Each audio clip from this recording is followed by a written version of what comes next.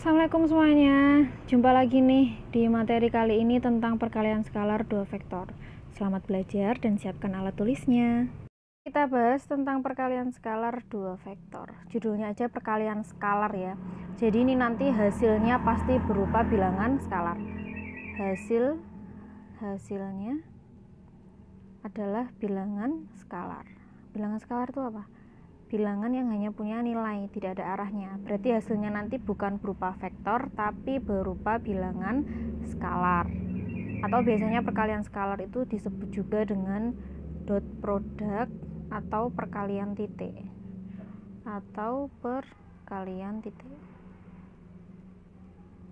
Nah, pada dasarnya kita akan punya dua buah rumus.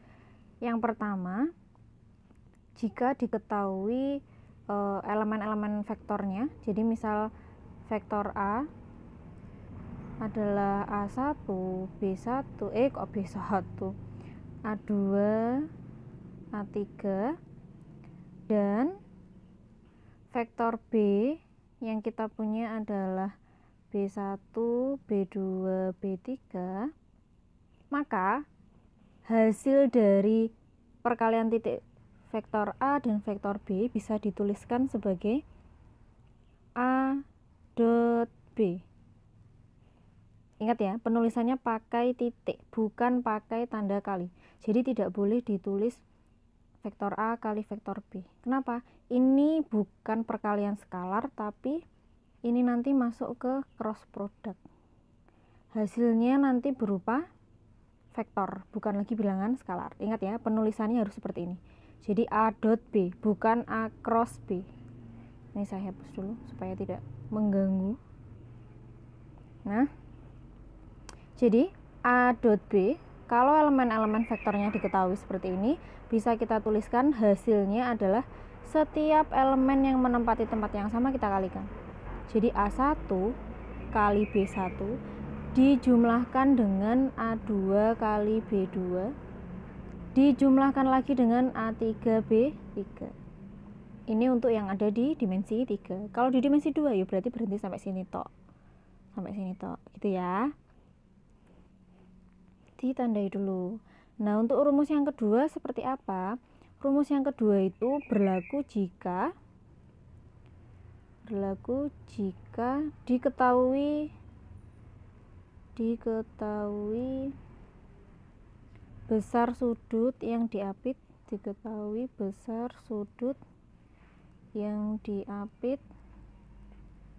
oleh kedua vektor. Nah, penulisannya A dot B sama dengan, tinggal kita kalikan panjang dari vektor A dikalikan panjang dari vektor B. Jelek banget tulisannya.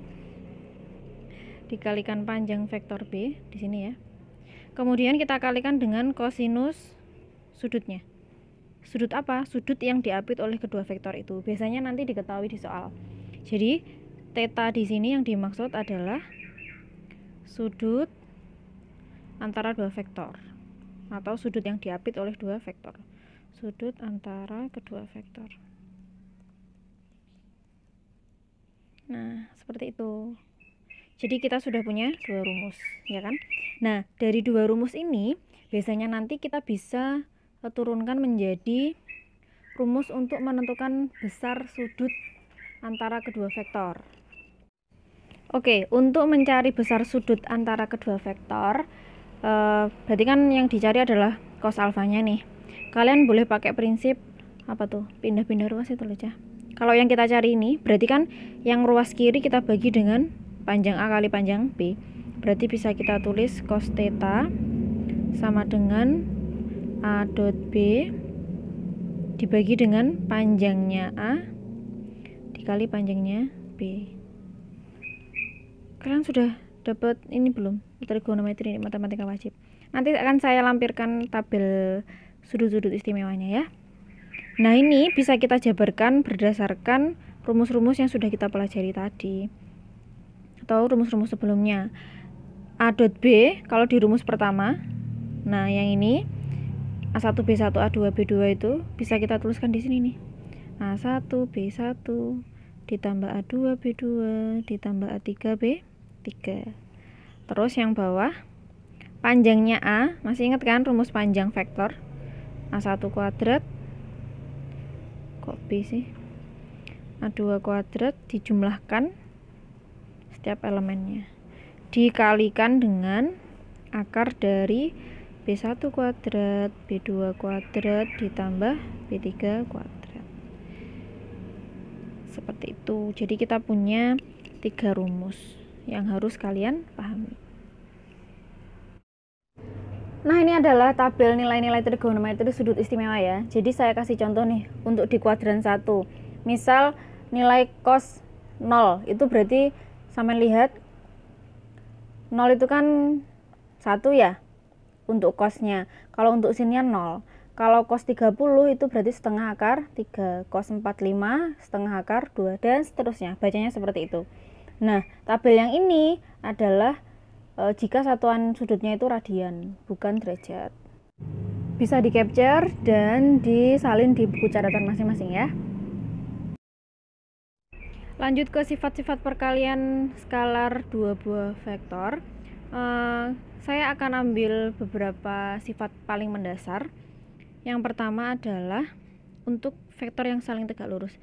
Jika kita punya A dot B sama dengan 0, maka vektor A dan B ini tegak lurus, atau sudut yang diapit itu 90 derajat. Vektor A dan B tegak lurus. Kalau tegak lurus berarti sudutnya berapa? 90 derajat. Atau dalam kurung theta sama dengan 90 derajat.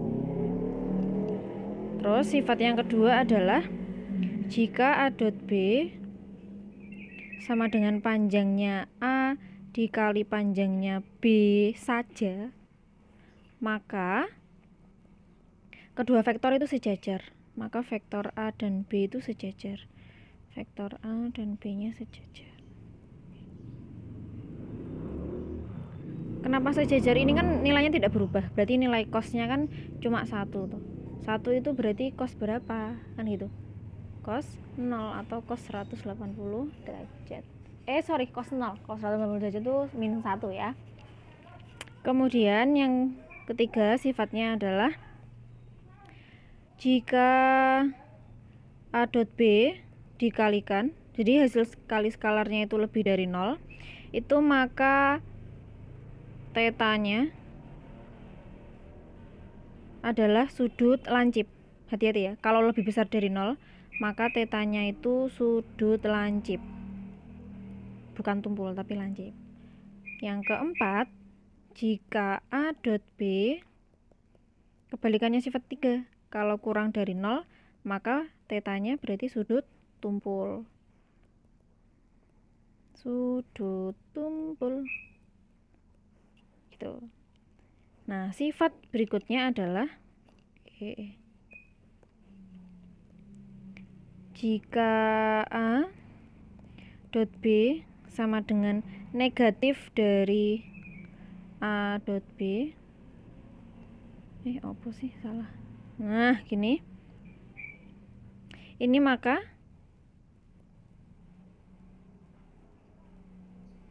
vektor A dan vektor B itu berlawanan arah. Maka vektor A dan vektor B berlawanan arah. Kalau berlawanan arah berarti tetanya itu sama dengan 180 derajat. Kalau yang sejajar ini tadi berarti tetanya sama dengan 0 derajat. Seperti itu ya. Oke, contoh pertama, di sini diketahui vektor A elemennya 2, min 5, 1, kemudian vektor B-nya X, min 2, dan 4. Di sini diketahui vektor A dan B-nya itu tegak lurus. Maka cara menentukan nilai X gimana? Di sifat-sifat tadi kan kita sudah pelajari nih. Kalau dua vektor yang saling tegak lurus itu hasil perkalian skalarnya berapa? 0, gitu kan? A dot B sama dengan 0. Nah, A dot B ini bisa kita selesaikan dengan rumus yang mana? Rumus yang pertama. Kenapa? Karena kan di sini elemen-elemennya diketahui semua kan? Gitu kan? Nah, berarti tinggal kita kalikan nih. 2 kali X ditambah min 5 dikali min 2 ditambah 1 kali 4. Hasilnya harus sama dengan berapa tuh? 0. Nah, berarti ini 2X ditambah 10 ditambah 4 sama dengan 0. Berarti 2X sama dengan minus 14. Sehingga X-nya ketemu negatif 7. Gitu ya. Lanjut contoh yang kedua. Diketahui vektor U-nya min 41 dan vektor V-nya 4 min 1. Jika alfa adalah sudut antara vektor U dan V, maka cos alfa sama dengan... Nah, kok alfa tadi kan di rumusnya kan theta ya. Nggak apa-apa, sama aja. Theta, alfa, gamma, tergantung soalnya munine bi kan gitu. Nah, kita tuliskan dulu rumusnya. Masih ingat nggak tadi rumusnya apa tuh? Cara mencari cos gimana? Cos alfa sama dengan A dot B gitu kan? Dibagi panjang A. Panjang A. Di sini vektornya bukan AB ya. I'm so sorry. U sama V. Berarti ini juga U sama V. Ini U panjang V. Gitu kan? Nah, berarti tinggal kita hitung nih. U dot V berarti min 4 kali 4 dikurung biar nggak belibet, ditambah 1 kali min 1 per akar dari U. Vektor U panjangnya berapa tuh? Min 4 kuadrat ditambah 1 kuadrat. Ditambahkan dengan akar dari 4 kuadrat ditambah 1. Kok ditambah sih? Dikali. Nah, gini nih. Berarti hasilnya berapa nih? Min 16 ya. Dikurang 1 per akar pirogi 16, 17 juga. Yang kanan akar 17 juga. Berarti ini yang atas minus 17, yang bawah akar 17 kali akar 17, yang di dalam akar sama, berarti ini akarnya hilang. Hasilnya tinggal 17. Atau yang bingung, itu kan berarti hasilnya akar 17 kuadrat gini kan. Nah, ini akarnya kan perlu dicoret. Semester 1 sifat sifat-sifat eksponen. Ayo, masih ingat nggak? Nah, ini berarti diketahui negatif 1 hasilnya. Ini adalah nilai dari cos alfa, negatif 1. Nah, misal dari sini ditanyakan, tentukan nilai alfanya gitu ya. Nah, ini berarti alfanya bisa kalian lihat di tabel trigonometri sudut istimewa. Bisa dicek yang dapat min 1 itu alfanya berapa kan gitu. Yang dapat min 1 itu alfanya adalah negatif, adalah 180 derajat. Kalau sesuai contoh ini tadi yang ditanyakan cuma cos alfa, ya berarti hasilnya negatif 1. Gitu ya. Sekian materi hari ini, semoga bermanfaat. Saya akhiri, wassalamualaikum semuanya.